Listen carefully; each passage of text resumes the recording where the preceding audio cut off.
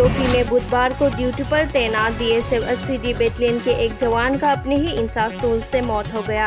घटना लगभग शाम 4:05 के बीच हुआ था। उसका नाम बाबूराम चौधरी है और वो 41 साल के हैं। उनका घर राजस्थान के जोधपुर में है।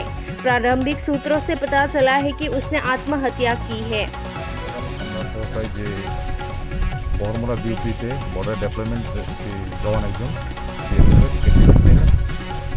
সুইসাইড করেছে। তারপর আমরা ঘটনাস্থলে আসি, এখন বডি দেখলাম যে সেন্ট্রুস্ট ওই জওয়ান ওনার সার্ভিস ইনচার্জ হাতে দিয়ে সুইসাইড করেছে। ওনার নাম বাবুরাম চৌধুরী, বাড়ি রাজস্থান। উনি গতকালকার রাত্রে 12টা থেকে আজ সকাল 6টা পর্যন্ত ডিউটিতে ডেপ্লয় ছিল। ভোর 4টা অনুমান 4:05 নাগাদ সুইসাইড করেছে।